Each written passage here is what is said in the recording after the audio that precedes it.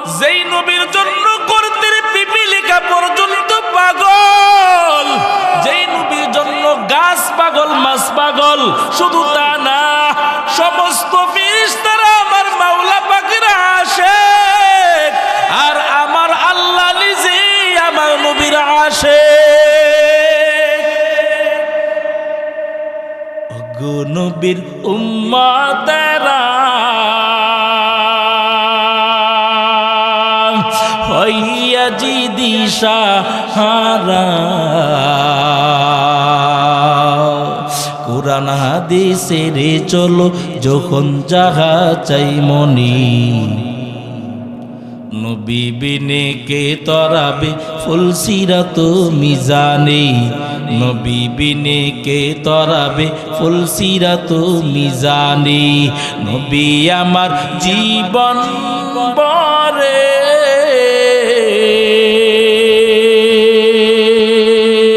দিনের লাগি কষ্ট করে,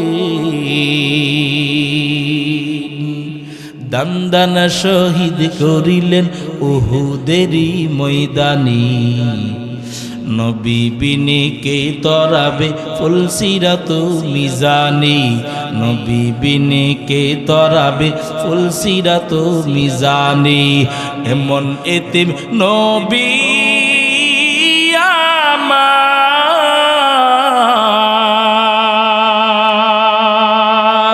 পিতা মাথা নাই যে তাহার।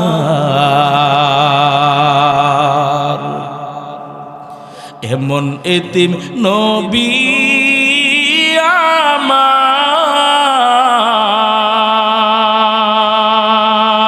পিতা মাথা নাই যে তাহার।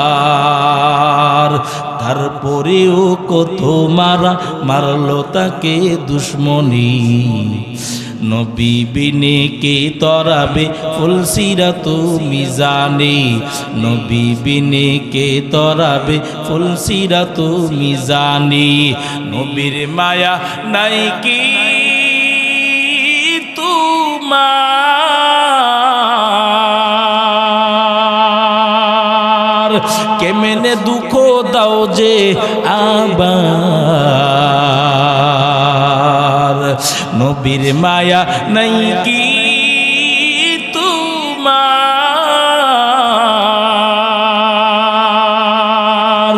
কেমনে দুঃখ দাও যে আবার।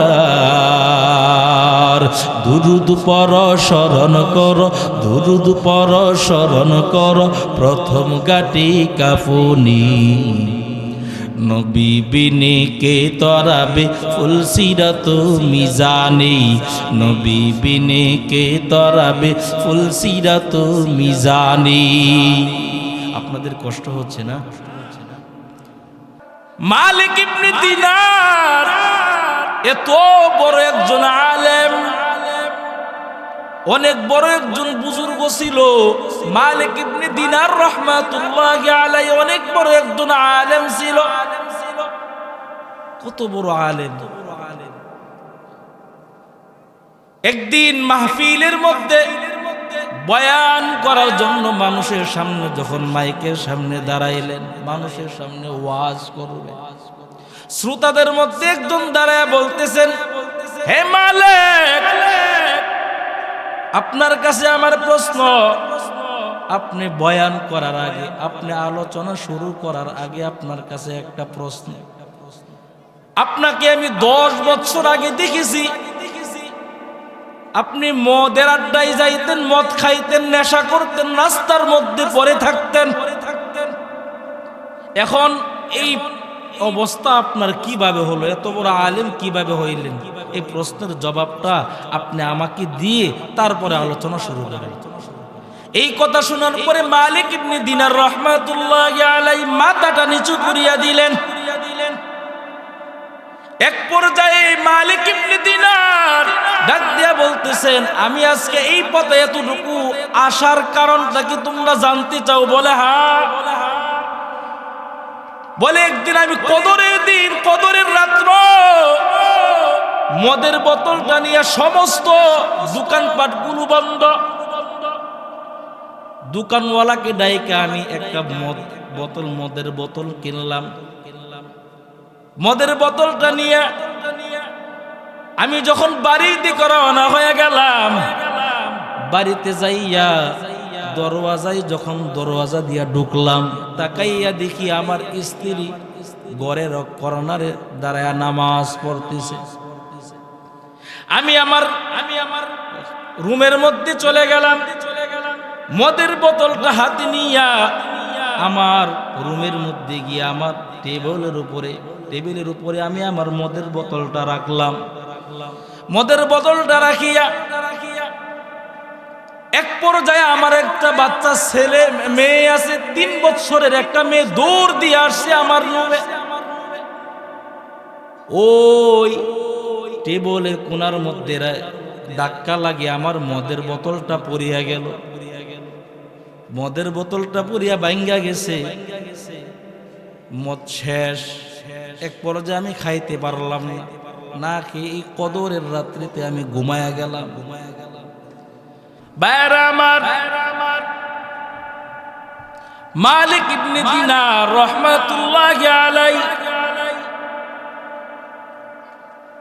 মদ না পান করিয়া রাতের বেলা ঘুমাইলেন, ঘুমিয়ে গেলেন। এক পর্যায়ে ওই দিন আর মদ পান করতে পারে নাই। পরের বছর যখন আবার ওই কদরের দিন আসলো, কদরের রাত্র আসলো, কদরের রাত্র আসার পরে ওই গত বছর মতন আবার ওই মদের বোতল নিয়ে ঘরের মধ্যে ঢুকলেন। যেই টেবিলের মধ্যে রাখলেন মদের বোতলটা, ওই টেবিলের মধ্যে রাখিয়া মদের বোতলের দিকে তাকিয়ে আছে, আর 2টা চোখ দিয়া পানি বেয়ে বেয়ে পড়তেছে। মনে পড়ে গেল গত 3 মাস আগে, গত বছর আমার যে ছোট মেয়ে আমার মদের বোতলটাকে ধাক্কা দিয়ে ফেলে দিয়েছিল, ওই মেয়েটা 3 মাস আগে মারা গেল। 2টা চোখের পানি ছেড়ে কান্না করেন মালিক ইবনে দিনার, কান্না করতেছে। এক পর্যায়ে মদ না পান করিয়া ঘুমায়া গেলেন।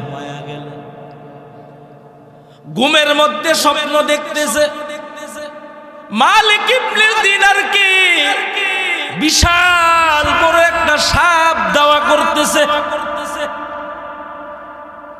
এত বড় সাপ মালিক বলে আমি জীবনে দেখি নাই। এত বড় একটা সাপ আমাকে দৌড়াইতেছে, মালিক দৌড়তেছে আর চিল্লায় চিল্লায় কান্না করতেছে, আমাকে বাঁচাও। রাস্তার মাঝখানে একটা মুরব্বী বৃদ্ধ লোক দাঁড়াইয়া গেলেন। মালিক ইবনে দিনার মুরব্বী ওই বৃদ্ধ লোকটাকে বলতেছে, আমাকে তাড়াতাড়ি ওই সাপটা থেকে বাঁচাও। ওই বৃদ্ধ লোকটা বলতেছে, আমার বাঁচানোর কোনো উপায় নাই, আমি বহুদিন যাবৎ খানা খাই না, আমার পেটের মধ্যে ক্ষুধা, আমি অনেক দুর্বল, আমি এই সাপ থেকে তোমাকে বাঁচাইতে পারবো না। এক পর্যায়ে এই বৃদ্ধ লোকটা বলতেছে, ওই যে পাহাড়টা দেখা যায়, ওই পাহাড়ের মধ্যে উঠবা, ওই পাহাড়ের মধ্যে উঠার পরে দেখবা ডান দিকে একটা রাস্তা গেছে, ওই ডান দিকের রাস্তা দিয়ে তুমি চলিয়া যাইবা। ওই পাহাড়ের মধ্যে মালিক ইবনে দিনার উঠার পর ওই জায়গার মধ্যে পাহাড়ের ওই পাশে গিয়া দেখতেছেন ওই জাহান্নামের আগুন দাউ দাউ করিয়া জ্বলতেছে। মালিক ইবনে দিনার ওই ডান পাশের রাস্তা দিয়া দৌড়াইতেছেন। হঠাৎ করে তাকাইয়া দেখতেছেন একটা বাগান দেখা যায়, সুন্দর একটা বাগান। ওই বাগানের গেটের মধ্যে একজন দারোয়ান দাঁড়িয়ে আছে। দারোয়ান ডাক দিয়া বলতেছেন, ওই বাগানের ভিতরে তাকাইয়া দেখতেছেন মালিক ইবনে দিনার অনেক ছোট ছোট বাচ্চারা খেলাধুলা করতেছে। ওই দারোয়ান ছোট ছোট বাচ্চাদেরকে বলতেছে, তাকাইয়া দেখো, ওই যে লোকটাকে সাপে খেয়ে ফেলবে। একজন ওই মালিক ইবনে দিনার উনিও দেখতেছেন, ওই বাচ্চাদেরকে দেখতেছেন, মালিক ইবনে দিনার দেখতেছেন, তাকাইয়া দেখে এই বাচ্চাদের মধ্যে তার ছোট মেয়ে যে 3 মাস আগে মারা গেল, ওই বাচ্চাটাও এদের সাথে খেলাধুলা করি। মালিক ইবনে দিনার তাকিয়ে তাকিয়ে দেখতেছেন পিছন দিক দিয়ে সাপ আসতেছে। মালিক ইবনে দিনারের ছোট মেয়েটা সাপটাকে দূরে একটা থাপ্পড় দিল, সাপ দ্রুত গতিতে চলিয়া গেল। এবার মালিক ইবনে দিনার ডাক দিয়া বলতেছেন ছোট মেয়েটাকে, আম্মা জান, ওই যে সাপটা, এত বড় সাপ, তুমি তো ছোট মানুষ, তুমি কি ভয় পাও নাই? মালিক ইবনে দিনার রহমাতুল্লাহি আলাইহি ছোট মেয়েটা ডাক দিয়া বলতেছেন, আব্বা জান, আমি তো জান্নাতে, ওই সাপ আমাকে অনেক ভয় পায়। এবার মালিক ইবনে দিনার ছোট মেয়েটাকে বলতেছেন, আম্মা জান, এই সাপটাকে ছোট মেয়েটা ডাক দিয়া বলতেছেন, আব্বা জান, এই সাপটা হচ্ছে আপনার নফসই সাপ। আর রাস্তার মধ্যে যে দেখি আসছেন একজন বৃদ্ধ, ওই লোকটা হলো আপনার রূহ। ও আব্বা জান, আপনি আপনার নফসটাকে আকাম কুকাম কত খারাপ কাজ করিয়া আপনি আপনার নফসটাকে তাজা বানাইয়া ফেলছেন। এই নফসটা আপনার শক্তিশালী হয়ে গেছে। ও আব্বা জান, আপনি আপনার রূহটাকে, ওই বৃদ্ধ ওইটাকে আপনি আপনার ওই রূহটাকে আপনি খানা কম দিয়েছেন, এই জন্য আপনার ওই রূহটা দুর্বল, ওই লোকটা আপনাকে বাঁচাইতে পারে নাই। আপনি আপনার নফসটাকে বেশি পরিমাণ খাবার দিয়েছেন, এই জন্য এই যে নফসটা হচ্ছে আপনার ওই অজগর সাপ, ওই বিশাল আকৃতির সাপ, এটা আপনার নফস। অতএব আপনার রূহ দুর্বল, আপনার নফস হইল সবল। অতএব তোমার এই নফসকে আগে খানা কম দিতে হবে, ওই রূহটাকে খানা বেশি দিতে হবে। হঠাৎ করে ওই মালিক ইবনে দিনার রহমাতুল্লাহি আলাইহির স্বপ্নটা ভেঙে গেল। ওই ময়দানের মধ্যে ডাক দিয়া বলতেছেন, ওই দিন থেকে আমি আমার নফসকে খানা কম দেই, এরপর থেকে আমি আমার রূহকে খানা বেশি দেই। এরে আল্লাহর বান্দারা, ওই জাহান্নামের আগুনে মনে একটা ভয়ঙ্কর আগুন, শরীরের যেই জায়গায় লাগবে কলিজাটা পর্যন্ত ভুনা হয়ে যাবে। 500 বছর দূর থেকে জাহান্নামের আগুন গুনাহগারের শরীরের মধ্যে তাপ দিতে থাকবে। এরে খাকসুকের মুসলমান যুবক, আজকে কত খারাপ কাজ করিয়া হারাম লুকাইয়া নফসটাকে মুক্তা বানাইছো। এরে আল্লাহর বান্দারা, আল্লাহ তাআলার কাছে তওবা করিয়া যাও। এই দয়ার মালিক, এই নফসকে গুনাহ করিয়া অন্যায় করিয়া আল্লাহ এই নফসকে, এই আমার আত্মাটাকে, এই নফসটাকে আমি আমার অনেক প্রাধান্য দিয়েছি, অনেক তাজা বানাইয়া ফেলেছি। আয় আল্লাহ, এই নফস নিয়ে কবরের মধ্যে যেতে চাই না। আয় আল্লাহ, আপনি আমাকে মাফ করিয়া দেন। এরে খাকসকের মুসলমান, যদি এই নফসকে হেফাজত না করিয়া কবরে যাও, রাহমাতুল লিল আলামিন বলেন, এক জাররা গুনাহ নিয়ে যদি কবরে যাও, কবরটা জাহান্নামের আগুনে ভরপুর হয়ে যাবে। একটা নয়, দুইটা নয়, 70 থেকে 99টি সাপ কবরের মধ্যে চলে আসবে। এরে আল্লাহর বান্দা যুবক, তুমি মনে করতেছো ওই জাহান্নামের আগুন বুঝই দুনিয়ার আগুনের মতো না রে বাবা, না। এরে আল্লাহর বান্দারা, আল্লাহ তাআলার কাছে তওবা করো আর বলো, রে মালিক, জীবনে এমন কোন গুনাহ নাই করি নাই, মেহেরবানি করে মাফ করিয়া দেন আল্লাহ।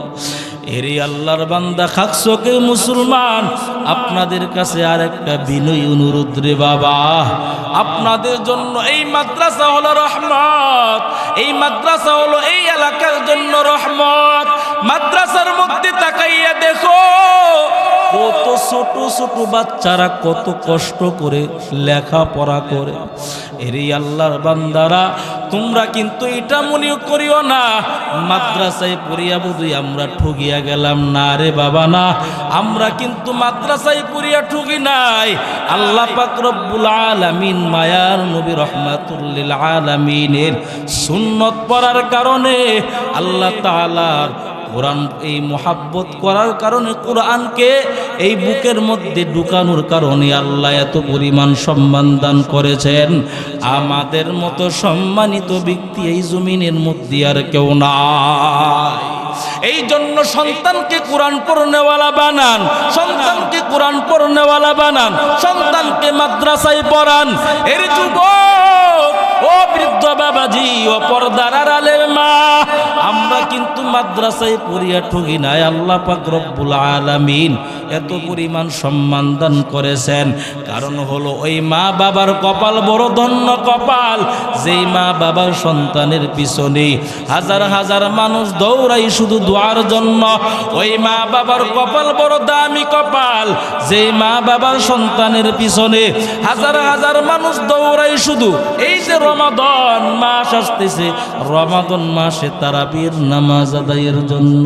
ওই মা বাবার কপাল বড় দামি কপাল, যে মা বাবার সন্তানের পিছনে হাজার হাজার মানুষ দৌড়ায় শুধু ঈদের জামাত আদায় করার জন্য।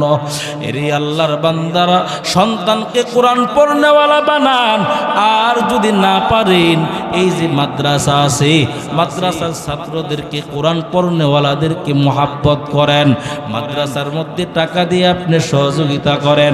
একজন কোরআন পড়নেওয়ালাকে, মাদ্রাসার ছাত্রকে, আলেমকে আপনি যদি টাকা দিয়ে সহযোগিতা করতে পারেন, আল্লাহ পাক রব্বুল আলামিন এই উসিলাও আপনাকে মাফ করিয়া দিবেন। কারণ হলো আল্লাহ যখন হাসরের মাঠ কায়েম করবেন, হাসরের মাঠ যখন কায়েম হয়ে যাবে, আল্লাহ পাক রব্বুল আলামিন মানুষদেরকে বলবে, যখন তোমরা জান্নাতে যাও, একজন আলেম, তলবুল ইলম, কোরআন পড়নেওয়ালারা দাঁড়াইয়া থাকবে। আল্লাহ পাক রব্বুল আলামিন বলবেন, তোমরা কেন দাঁড়িয়ে আছো? ওই আলেম, কোরআন পড়নেওয়ালারা বলবে, আয় আল্লাহ, ওই যে লোকগুলো দেখা যায়, এদেরকে যতক্ষণ পর্যন্ত আমাদের সাথে না দিবেন, ততক্ষণ পর্যন্ত আমরা জান্নাতে যাব না। আল্লাহ বলেন, এরা কারা? আল্লাহ জানে কি জানে না? সবাই বলেন। আল্লাহ পাক রব্বুল আলামিন বলবেন, এরা কারা? ওই কোরআন পড়নেওয়ালারা ডাক দিয়া বলবেন, ও দয়ার মালিক, ওই সমস্ত বান্দাগুলো আপনার কোরআন পড়ার জন্য টাকা দিয়ে সহযোগিতা করেছে। আমি যখন আপনার নবীর হাদিস শিখি, ওই সময় ওই বান্দাগুলো আমাকে রুজিং জায়গির খাওয়ায় আমাকে সহযোগিতা করেছে। আমার বাবা ছিল গরিব, আমার বাবা রিক্সা চালাইতো, আমার বাবা আমাকে টাকা দেওয়ার মতো তেমন কোনো সামর্থ্য ছিল না। ও আল্লাহ, ওই বান্দাগুলো আপনার কোরআন পড়ার জন্য সহযোগিতা করেছেন, টাকা দিয়ে সহযোগিতা করেছেন। আয় আল্লাহ, ওই বান্দাগুলো আমাদেরকে কোরআন শেখানোর জন্য কত কষ্ট করেছেন। আয় আল্লাহ, ওই বান্দাগুলোকে যতক্ষণ পর্যন্ত আমাদের সাথে না দিবেন, ততক্ষণ পর্যন্ত আমরা জান্নাতে যাব না। এই জন্য কোরআন পড়নেওয়ালাদেরকে কারা কারা সহযোগিতা করবেন, দুইটা হাত তুলে দেখান।